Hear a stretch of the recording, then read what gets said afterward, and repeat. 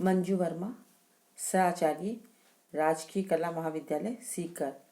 बौद्ध धर्म के अंतर्गत आगे का व्याख्यान है कर्मवाद। महात्मा बुद्ध अनात्मवादी अवश्य थे, पर वे कर्मवाद के सिद्धांत में पूर्ण विश्वास रखते थे। बुद्ध ने जगत के समस्त व्यापार तथा क्रियाओं का नियंत्रण कर्म को माना है। बौद्ध धर्म व्यक्ति की सारी शारीरिक, वास्तविक तथा मानसिक क्रियाओं का बोध कराता है। कर्म ही मानव के सुख दुख का दाता है।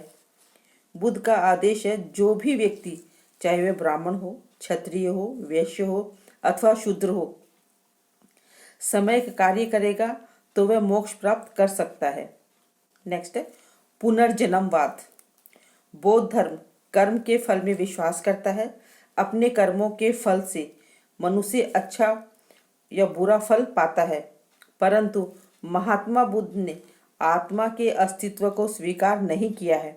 अतः कठिनाई यह पैदा होती है कि पुनर्जन्म किसका होता है। इस समस्या का समाधान आचार्य नागसेन ने मिलिंद पन्नों में करने का प्रयास किया है। बौद्ध धर्म के अनुसार पुनर्जन्म आत्मा का नहीं वरन चरित्र या संस्कार का होता है। नेक्स्ट है बौद्ध धर्म की नैतिक शिक्षाएं। इसमें सदाचार पर बहुत बल दिया गया है। बुद्ध की मान्यता थी कि सील का आचरण निवान प्राप्ति में परम आवश्यक है। अहिंसा को वे शील का एक आवश्यक अंग समझते थे। दान को भी बुद्ध ने महत्वपूर्ण माना है। उनके अनुसार दान देने से विरक्ति की भावना पैदा होती है। महात्मा बुद्ध के अनुसार वही कार्य शुद्ध व नैतिक होता है जो राग, द्वेष तथा मोह से स्वतंत्र होता है। इस धर्म में ईश्वर में विश्वास व्यक्ति नहीं किया गया है। अतः महात्मा बुद्ध के अनुसार व्यक्तियों को अच्छे कर्म करने का उपदेश दिया है और अच्छे कर्मों का आधार धर्म नहीं वरन नैतिक शिक्षा को माना है। नेक्स्ट है बौद्ध संघ। बौद्ध संघ की स्थापना और संगठन महात्मा बुद्ध की मौलिक देन थी। त्रिरत्न में बुद्ध और धर्म के उपरांत संघ का ही स्थान आता है। भिक्षु अपनी प्रार्थना में तीनों की शरण मांगते हैं, बुद्धम शरणम गच्छामि, धर्म शरणम गच्छामि, संघ शरणम गच्छामि। संघों की स्थापना महात्मा बुद्ध ने प्रजातंत्र प्रणाली पर की थी। संघों के विशिष्ट नियम थे। बौद्ध धर्म के प्रसार में इन संघों का महान योगदान रहा है। संघों का निर्माण बुद्ध ने बौद्ध भिक्षुओं के ध्यान एवं सुविधा के हेतु किया गया था। शिष्य आनंद के आग्रह करने पर स्त्रियों के लिए बौद्ध संघों में बाद में स्थान दिया गया था। सारनाथ में धर्म का उपदेश देने के बाद बुद्ध ने अपने 5 ब्राह्मण शिष्यों के साथ संघ की स्थापना की थी। इसके उपरांत यश नामक धनाढ्य व्यापारी के साथ अन्य वैश्य लोगों को भी संघ का सदस्य बनाया था। नेक्स्ट है बौद्ध धर्म प्रचार प्रसार के कारण।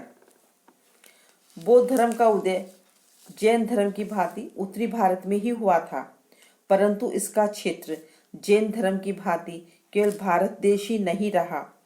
बौद्ध धर्म की शिक्षाएं प्रखर गति से विदेशों में भी फैलने लगी और शीघ्र ही इस धर्म का प्रचार चीन, तिब्बत, मलाया, बर्मा, जावा, बोर्निया, सुमित्रा, जापान व लंका आदि देशों में हो गया।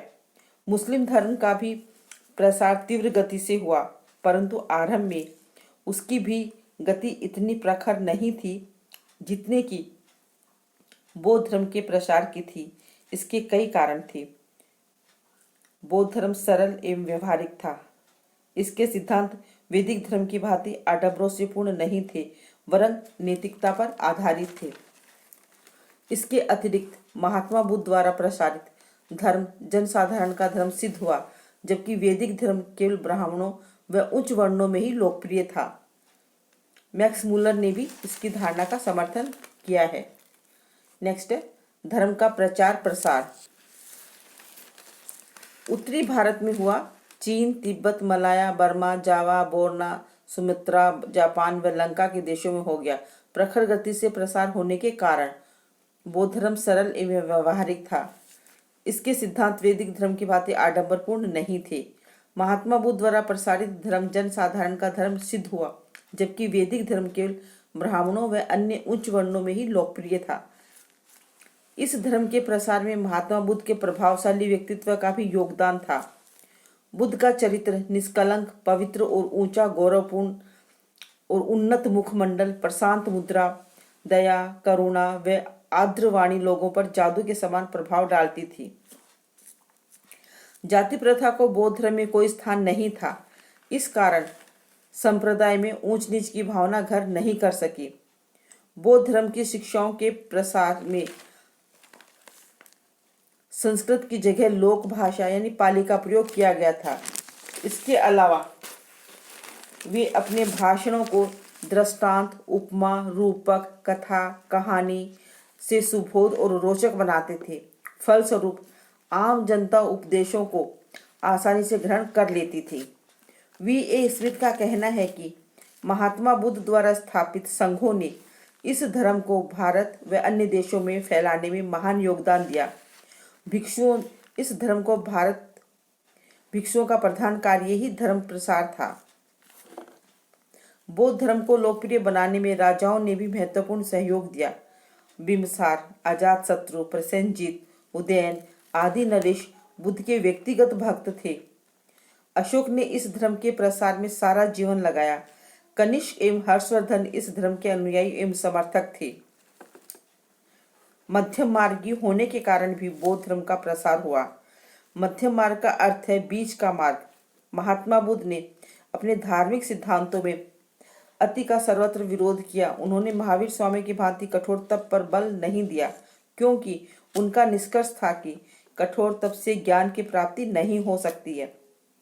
अहिंसा के सिद्धांत को मानते हुए भी उन्होंने उसे वह रूप नहीं दिया जो उसे जैन धर्म में प्राप्त है।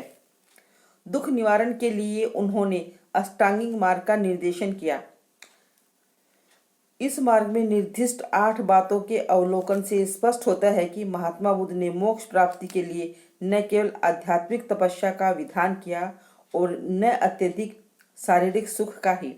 वास्तव में उन्होंने भोग और त्याग के बीच का मार्ग अपनाया। इसीलिए उनके धर्म को मध्य मार्गी का धर्म कहा जाता है। बौद्ध धर्म 2 संप्रदायों में विभक्त होना एकता कायम न रख सका।